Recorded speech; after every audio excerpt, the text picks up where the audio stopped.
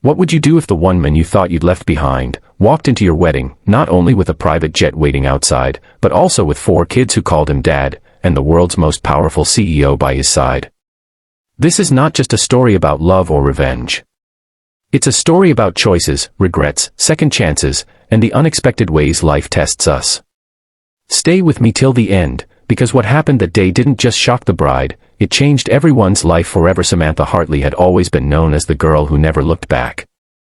She was bold, sharp-tongued, and believed in keeping her emotions under lock and key.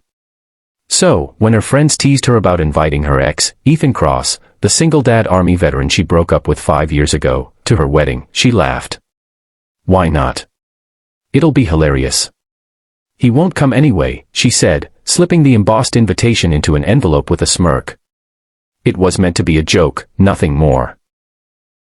Ethan was a ghost from her past, someone she once loved fiercely but walked away from because life with a veteran recovering from war wounds felt too heavy, too uncertain. Samantha was marrying Charles Whitmore, a wealthy banker her family adored. The wedding was set in a luxurious countryside estate, a world away from the dusty pickup trucks and small-town nights she once shared with Ethan. But as guests gathered, champagne glasses clinked, and Samantha adjusted her ivory gown before walking down the aisle, a sudden hush fell over the crowd. The kind of silence that freezes every heartbeat. Heads turned. Gasps followed. A sleek black private jet had just landed in the field next to the estate. Out stepped a tall, broad-shouldered man in a fitted suit. His stride was confident, his gaze steady, and trailing behind him were 4 children, 2 boys, 2 girls, dressed impeccably, carrying themselves like little soldiers. Beside him walked a woman who radiated power and authority.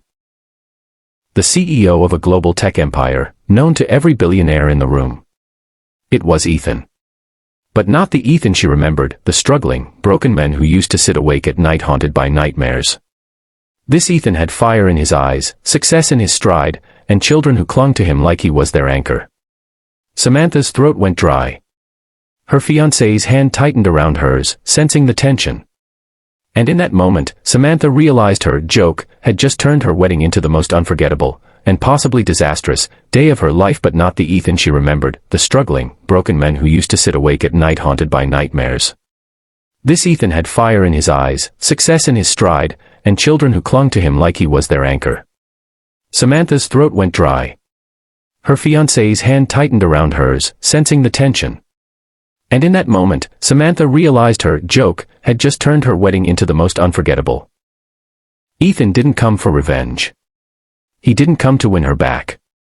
He came because of the kids. When the officiant hesitated, unsure whether to continue, Ethan gave a respectful nod and guided the children to a seat at the back. The guests whispered furiously. The CEO at his side, Victoria Lane, greeted the crowd politely, but her presence alone sent waves of intimidation through the room. Samantha tried to focus, but her vows felt hollow. Every word bounced back at her like an echo from the past. When the minister asked if anyone had objections, the room went dead quiet, except for the voice of a little girl. "Daddy, is that her? The one you loved before Mommy went to heaven?" The entire hall froze. Samantha's face paled.